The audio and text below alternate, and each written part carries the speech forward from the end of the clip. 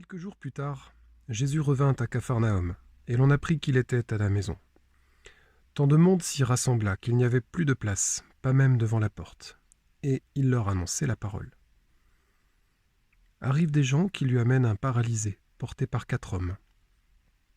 Comme ils ne peuvent l'approcher à cause de la foule, ils découvrent le toit au-dessus de lui. Ils font une ouverture et descendent le brancard sur lequel était couché le paralysé. Voyant leur foi, Jésus dit au paralysé : « Mon enfant, tes péchés sont pardonnés. » Or il y avait quelques scribes, assis là, qui raisonnaient en eux-mêmes.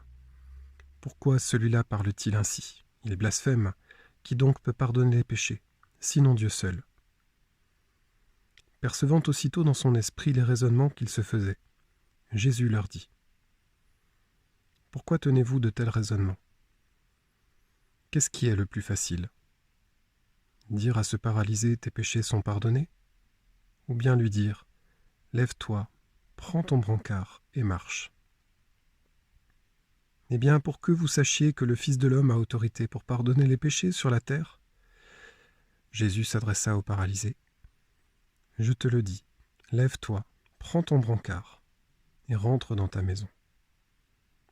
Il se leva, prit aussitôt son brancard et sortit devant tout le monde.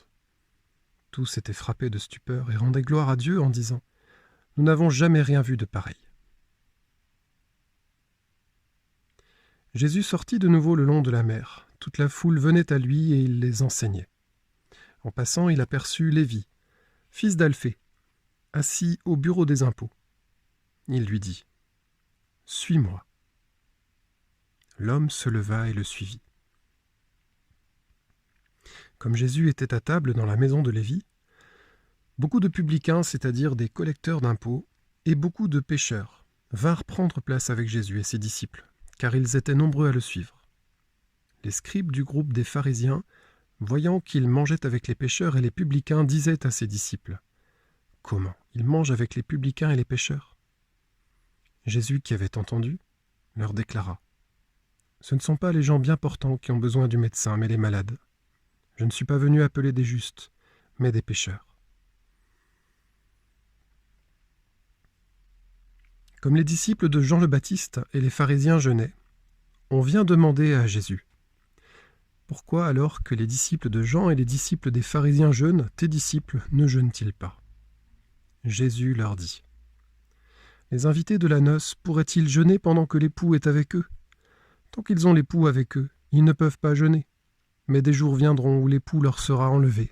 Alors ce jour-là, ils jeûneront. Personne ne raccommode un vieux vêtement avec une pièce d'étoffe neuve.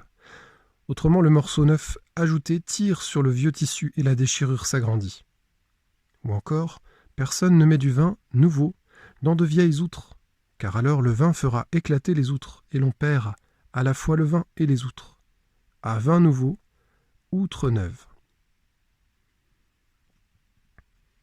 Un jour de sabbat, Jésus marchait à travers les champs de blé, et ses disciples, chemin faisant, se mirent à arracher des épis. Les pharisiens lui disaient : « Regarde ce qu'ils font le jour du sabbat, cela n'est pas permis. » Et Jésus leur dit : « N'avez-vous jamais lu ce que fit David lorsqu'il fut dans le besoin et qu'il eut faim, lui-même et ceux qui l'accompagnaient ? Au temps du grand prêtre Abiatar, il entra dans la maison de Dieu et mangea les pains de l'offrande que nul n'a le droit de manger, sinon les prêtres, et il en donna aussi à ceux qui l'accompagnaient. Il leur disait encore : le sabbat a été fait pour l'homme, et non pas l'homme pour le sabbat. Voilà pourquoi le Fils de l'homme est maître, même du sabbat. »